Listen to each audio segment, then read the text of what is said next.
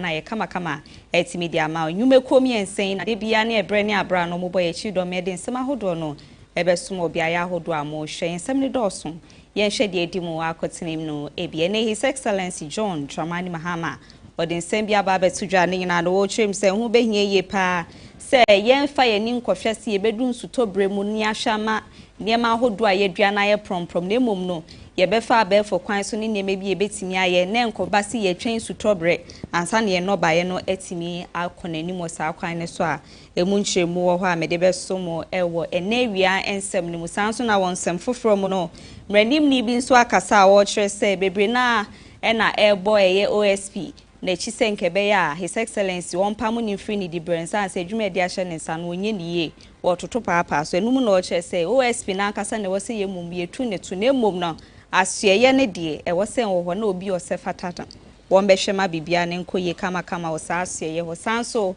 ene ebebu ewra eye apomuden ensem oni ebekọ eye kolebu aban ayaresabia ne nyina no mu kyerem se ye kokrameto ma nufo mu no ene esese no cases na etrechre kopa hu behia se ebesisi centers ahodo e de be gye wonom a wo mokosa o haw ni mu se be ya apomuden mapa betimi aye wonom edia ensem bi no meka we hu ani nyina no esima kakra ntemu ena mede eba besomo kame ho na mitimi nsumu ye wasa kwan no so ye wanting time fidie ne so live KFM TVGH Facebook YouTube any all platforms bia wo beti enka wo ho no wo be hu KFM TVGH ewo edi no eye fearful sia odua homa stress rebidi frame na fia me ba na ma hya sisia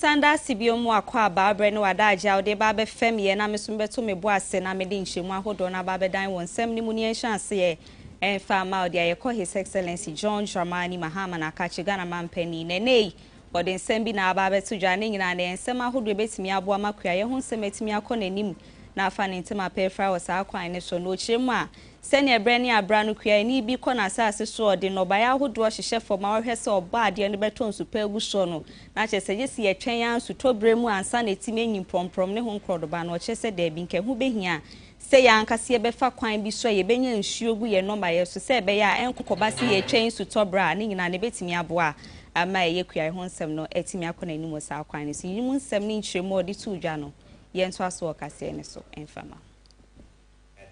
this whole situation there. Yeah, thank you very much, Mohammed. Not just a champion of agriculture, a farmer myself. And so I empathize with my country's farmers. For many years, Africa has relied on smallholder peasant agriculture at the expense of medium-scale to large-scale agriculture. Peasant farmers grow enough to feed them, their families for the year. And if it just happens that there's excess food, they go and sell it on the market, buy some other items that they need. The time has come to see agriculture as a business. Unfortunately, the Green Revolution bypassed Africa. And so Africa still has some of the most extensive arable lands, but that are not yet being put to productive use. Unfortunately, there's an intersection of what I just talked about and climate change. And so, for instance, the year before last, I have a farm that is about 400 hectares. And we grow soybean, we grow yellow maize, mostly for the poultry industry. We planted and the crops came out very beautifully, nicely.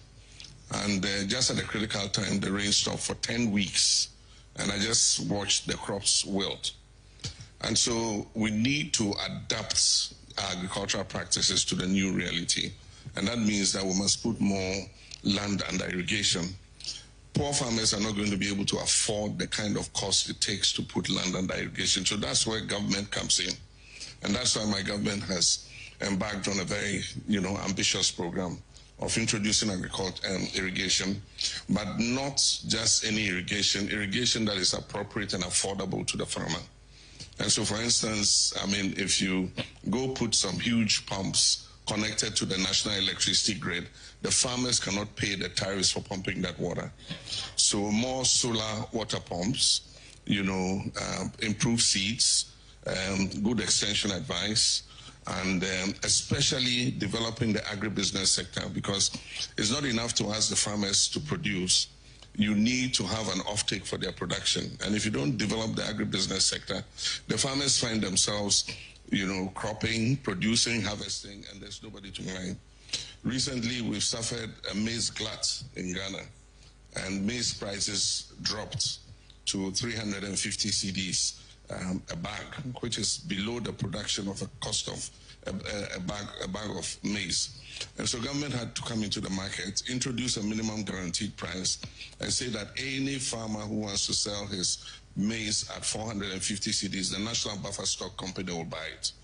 And so minimum guaranteed price, it's a whole complex of things that you need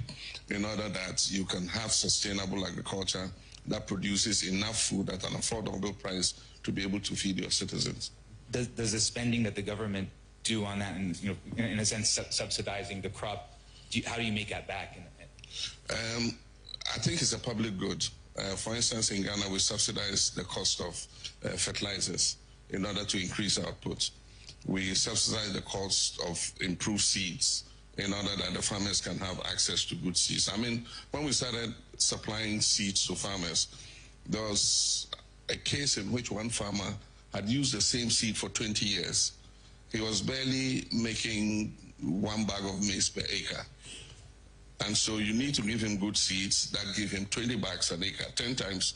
what he gets from using the old seeds. And because the seeds are expensive, government has to come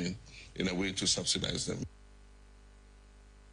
Everywhere near concern for from Nagana man penny abedi ye mame Jane Opoku or no so ababe kasani no near my hood betimi abua ma a yapo but they won't submit me a fan and my pay frana con any mono or the ababe to jading na ya doctor for many church any offense 20 tia hold betimi abua nim dia ebe mo madwuma bobi wo sa kwan ne so no or the tuja ye futu 8 made mo so moma a yapo mudi won sem do makoma prono so na bia ya hodu ye beto magu so mo nkohwe nipa bia no womunfa ahoden eni tumi ensomu a eno nya asem ketwakra na sansem we odi tudwa e was seat congregation ya afin so 10th anniversary e de ma Accra College of Medicine ho no gina simpie ni apaso de sansem we etu eja. You are a testament to this institution's vision. Your sleepless nights,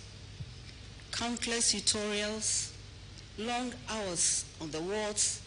are designed to shape more than just your minds.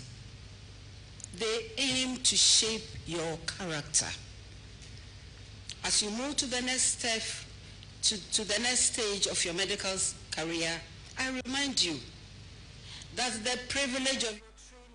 everywhere na yento asonsenfo from Ntimi Farmer ene okopie ewe office of the special prosecutor OSP na kache dia me check isaja benda no ankofo bebre na netintin sa woni so senke hu behia se papa no ye wona chinkunsa sanse adwuma de ahye ne sa no ntimi nye ni nyina no enkemfu ana chese ken na na yoforiata kane for Stanford ma esika se mo hyehye ya na oteso na memu mo bebu ya sori so ndisi ameni ukoni bae no e wo se obama nkuntabuo ma party because papa no etia ne nanchi kakra kwa akopi mo bi man so chese na pomudin sem ne nyina so ye fama ne prostate waka wo hwama bibia netimi aye no mu na nkofo bi no ka se WSP anya ade ni kampo se nkoma ne free oman no kopie mu oman foforo se okwa akohwe na pomudin ehun sem ne no mu ene nam so amamre ni me friend se eno kafo akwa ono ababe kasa wo chim se eye office of the special prosecutor na sue ye ne de ye ma no enwo ho na emomu no se ono ankase yi ne free so de enumom ene betimi aboa e wo sa kwan no eso. OSP states that you are there to investigate corruption and corruption-related offenses. That is the purpose on which you were granted the powers of the police to arrest, to seize, to investigate, to detain, to prosecute, and to do all those manner of things in respect of the two core functions. If he insults, if he abuses, if he fights, It's not your business. You only call in the Ghana Police Service and transfer because they have the jurisdiction to entertain those mandates. So if he acts on that mandate, then certainly there are procedural